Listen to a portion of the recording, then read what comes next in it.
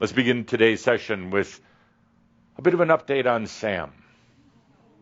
Oh, Sam. It's been 15 years for the Crimson Circle, I hear. And oddly enough, 15 years for Sam. Now, isn't that a coincidence? Or not? No, not one bit. So Sam is 15 years old now. Imagine for a moment what it was like when you were 15. And that's the bad I was talking about before. Such a challenging age to be 15. You're in between everything. You're not yet an adult, but you're not a child. You're not old enough to drive, but you look stupid riding a bike.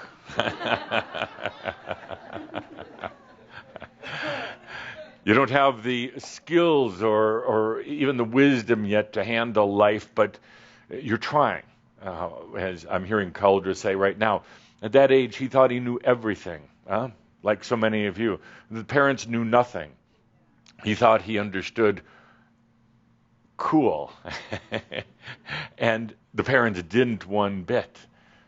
But yet, such an awkward age at 15 years old for boys, just coming out of puberty, hopefully, and for girls, looking at boys that age and thinking they are so pubescent. So here Sam is 15 years old, and he's led a very interesting life.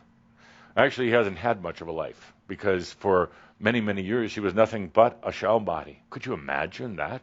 Just being a shell, just like an empty cardboard box, just waiting for somebody to put something into it and ship it off away via UPS.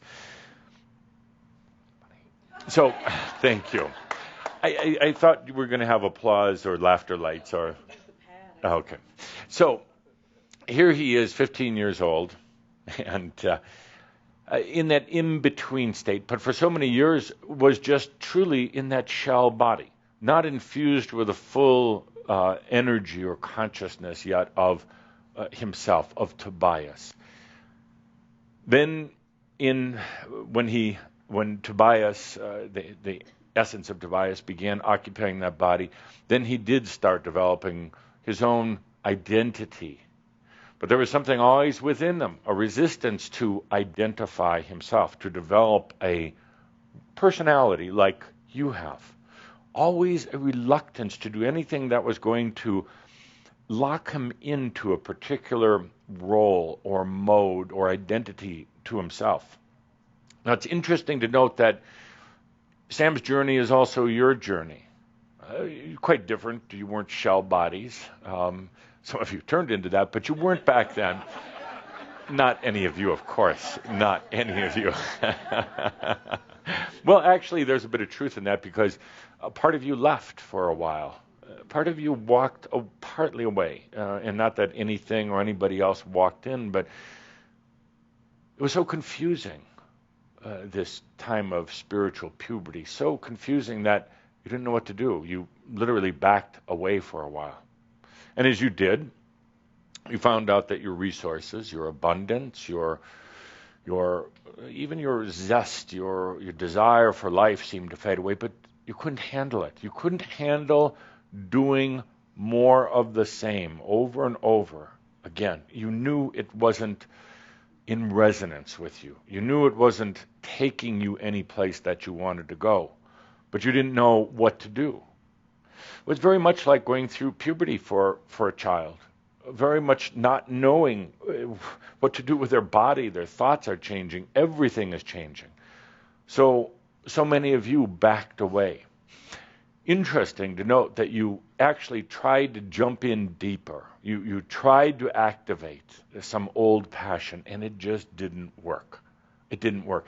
There was that internal resistance, that I would say a divine intelligence within you that said, this just is not going to work.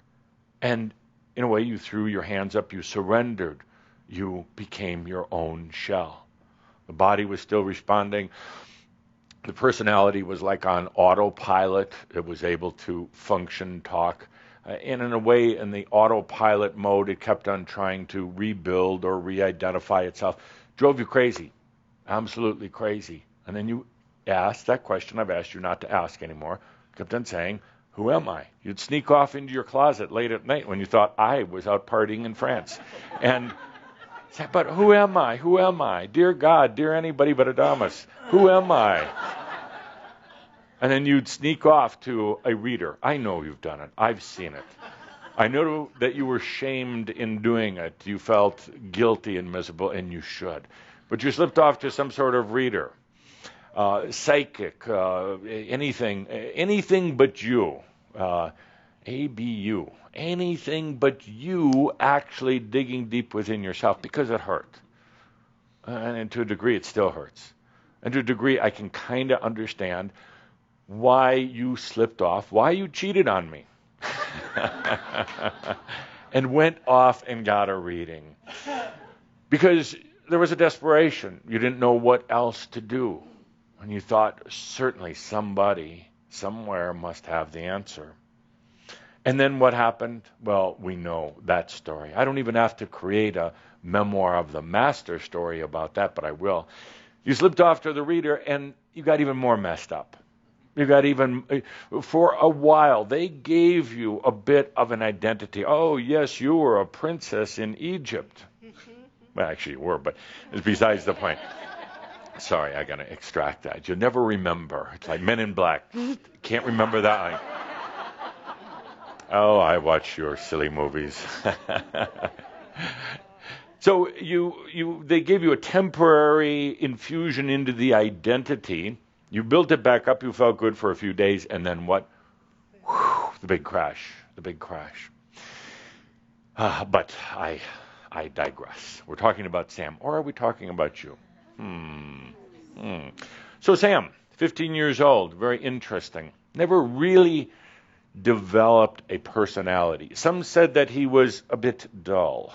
Some said he was kind of boring. Some said that totally ungrounded, that he couldn't connect to anything, that he was always daydreaming. And indeed he was. He was going through a very important process within himself.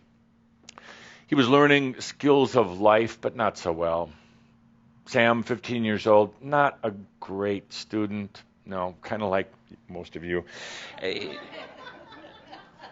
B's were considered really good. That was a day to celebrate at the house. C's were acceptable. Not particularly book smart, but incredibly intuitive. When he gets out of his head, when he stops trying to figure out the structures, the pattern, stops getting into the mind and into the logic, incredible. He can solve anything quickly, fast. He doesn't have to know facts and figures. At 15 years old, Sam's not interested in going to the university. He probably will for a short period of time and then get incredibly bored with all of the boring teachings that really have very little to do with real life, real joy of life. Not a particularly good student, but incredibly intuitive, like so many of you. The difference is Sam didn't have 20 or 30 years of programming to cover up that intuition. Sam was left relatively clean and clear. Even though his parents, now divorced, were both university students, they didn't understand Sam. Am I talking about Sam or you? They really didn't understand you very well. And so they kind of ignored him, which gave him plenty of free time on his own. It's interesting that at 15 years old now, Sam is in the waning days of his own puberty, and now we can talk about him more. We kind of left him alone during these very sensitive years of this puberty. We're going to be talking about him more and more because he feels that deep connection with each and every one of you, just as Tobias did and still does. He feels a connection. He doesn't know what it is yet, and he doesn't care that he knows exactly what it is. He doesn't care that he knows about this thing called Crimson Circle and individual Shambra and the details, because he feels it, and that's what he's letting come up from within him. He knows there's something there. He knows that it's, I guess you could call it support, camaraderie, acceptance, compassion. He knows it's there, but doesn't know exactly where it is. But he doesn't care. And that's a very important point. He doesn't have to know the details. As a matter of fact, in a way that would take away from a little bit of the richness that he's feeling right now, because if he was to suddenly rediscover Crimson Circle and Shaumbra, it would get too much into the details. But right now he's feeling the richness of each and every one of you. Yeah. I wouldn't be surprised at all. Calder's doing a little filtering here, so we're just going to knock him out. But I'm not going to be surprised at all if he starts to talk to some of you, connect with some of you. He's working on a farm this summer, and he loves it. He loves working with the earth. Not too many animals on the farm, mostly vegetables and fruits. But he loves working in that environment, getting out, touching nature, watching things grow, seeing the beauty of life. He's with some friends of his who have taken off from the city, from the town, to work on the farms. And here he's finding a passion that he's never felt before. His keiko. And it's not just from the plants and it's from the ground or the camaraderie in the evenings, but he's feeling something within him, something opening up. At the same time, he's also feeling the sensuality of life. He's starting to, let's say, feel that very sexual, beautiful feeling coming up with him.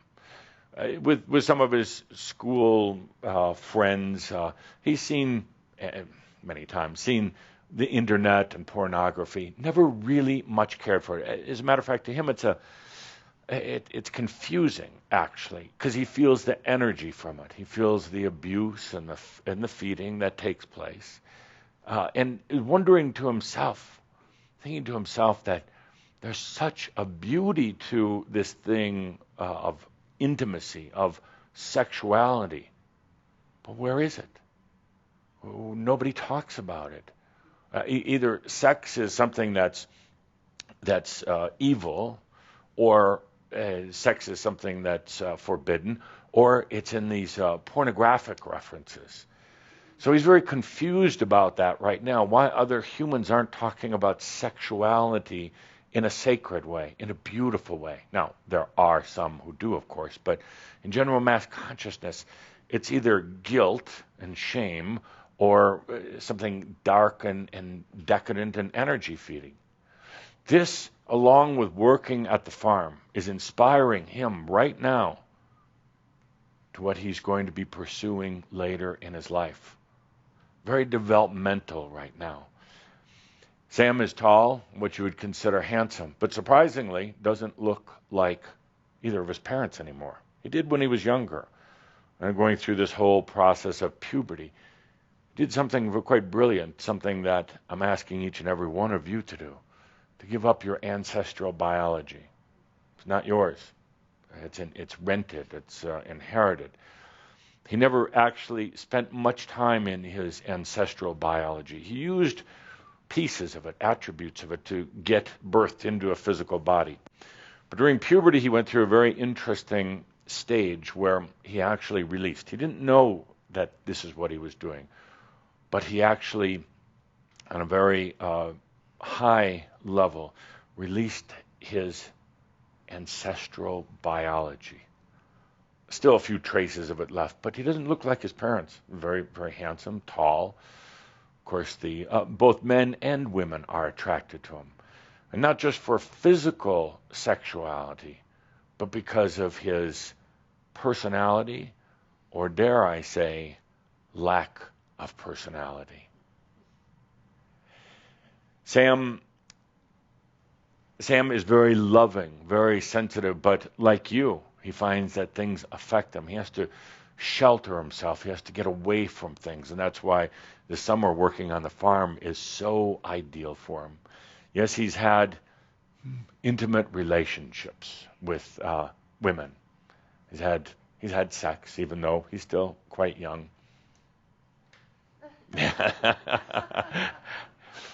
in a very, very beautiful way. Unlike, particularly for many of you, I'll close my eyes for a moment, but think back when you were that age, not really having any real sensitivity or awareness. The clumsiness or the rushing, okay, moving on. So, Sam again is very gifted, artistic, very talented, but doesn't have any real outlets yet for expressing this. So the best thing that's happened to him in a long time was this summer away, the summer at the farm, where he's going to discover so many things, as so many of you did when you were that age. It's a bit of an update on Sam. We'll stay in closer touch now that he's coming out of puberty. Speaking of coming out of puberty, spiritual puberty, that so many of you are experiencing. It's awkward. You're coming out of a very dense personality, a personality that was developed over many, many, many lifetimes. And now it's being dissolved away. There's resistance. You try to hold on to it in many ways. And so often, as I guess would be natural, but you want to release some things about the self and then focus or develop other things about the self. And basically in spiritual development, particularly in this part of the puberty process, as it's coming to an end, you realize you've let go of some things. And you realize that it's like many, many, many layers of the onion, the skin of the onion, that peel off more and more and more. You get to the point of realizing you just keep peeling away. And you say, when will this peeling away of the layers and layers and layers ever end? When you really get to that point and you're really sick of peeling things away, you're absolutely dead tired of it. That's when it all, you could say, blows up, dissolves, disintegrates, goes away. Now, it's a frightening process because, again, most of you got into this thinking there were two levels that were occurring. There was an underlying inner desire for, you call it spirituality, the understanding of self or God, the discovery of the real self. You always had that underlying current, but yet you didn't really realize what it was. You weren't able to articulate it. You weren't able to say, well, down in the core, there's this deep desire. It was justified at other levels, particularly mental, by saying, I'm sick and tired of my life. I want some things to change, or I want things to be better. So at another level, you were up here saying, I want more abundance. I want to be younger. I want to be smarter. I want to achieve my goals. So that's going on up here, while underneath, a deep desire just to know thyself authentically, in a real way. These two things have conflicted in a lot of ways, because the personality doesn't want to see itself destroyed. Not at all. Personality wants to improve itself. It's been programmed to improve over lifetimes. Programming. Improve your intelligence, improve your abundance, improve your looks, improve your ability to make friends and win over people, and all these other things. So the personality, the identity, can't fathom the fact that it's actually going to dissolve away. Yet underneath there's something that says, glory, hallelujah, it's time. When is this ever going to happen? When are we going to get out of this charade that we're playing? When are we going to get beyond the games and get into the authentic? Well, then the mind jumps in and says, oh, yes, authentic, that's it, because your mind felt something, the personality felt, how authentic. And it tries then to be authentic, and it can't. It can't. And it is laughable to a degree, because you're trying to be authentic about something that's absolutely not authentic. It's not bad, but it's not authentic. It's not who you really are. Take a feel for yourself right now. Take a feel of yourself, into your body, into your thoughts, into yourself. What's on the surface, what comes across to others, well, what's projected, not what's really on the inside, but what's projected out, is an old biology. And we're very much going to be working on light body. Actually, we're not going to work on it. We're going to allow light body. You've got that. And I know some of you are very frustrated because, and take special note of this, because you're trying to do light body from your old human mind, and the two don't work together very well. You're trying to use your personality, your mind's concept of what the light body should be to bring in the light body. All you're doing is screwing up your old body. You're causing a conflict in your old body because you're thinking through it. You have a concept that you're going to kind of walk about 2 feet off the ground, and you're going to be glowing and fuzzy like a neon light on a foggy night, and just bzz, bzz, bzz. It has nothing to do with that. Nothing whatsoever. So before we can really do a lot with light body, we're going to get rid of a lot of the thoughts about what a light body is. It's interesting. You're conflicted. So, well, yeah, but I just have such a desire for a light body. I'm tired of this human body, and it's getting older by the minute, and heavier, and more imbalanced.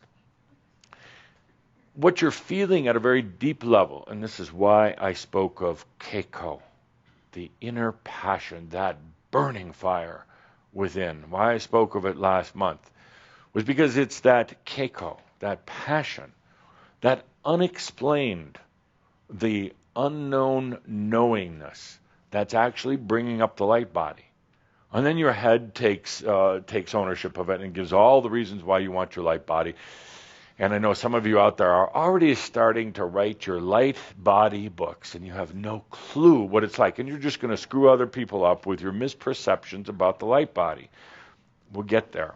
And we'll get there in spite of you, because there is this deep inner knowingness that biology really isn't yours. So get rid of all the tricks and all the gimmicks and everything that you've thought of in this book that you're about to write and the classes you're going to give about light body. Let it go for a while until you really understand what the light body is, until you really understand and feel the keiko, the burning, burning, burning desire. This flame of keiko, like I said, if you're in it, if you're allowing it, it's a cool fire. Cool as it won't burn you up. It's a fire of transmutation, and the true fire of transformation or alchemy is a cool flame. But if you're standing on the outside and you're trying to manipulate it, and you're trying to hone it into your current personality, it will burn like hell. I mean, like hell, real hell. It'll burn a lot. So it's about getting into that passion and allowing it. But I digress once again. So this light body and your biology, it's going to happen naturally. Do you understand that? It's happening naturally. That's what you've been feeling. That's why I refer to Sam now, saying that, Sam, isn't that smart? But oh, is he wise and intuitive in the moment, whatever you want to call it. He doesn't think, he allows.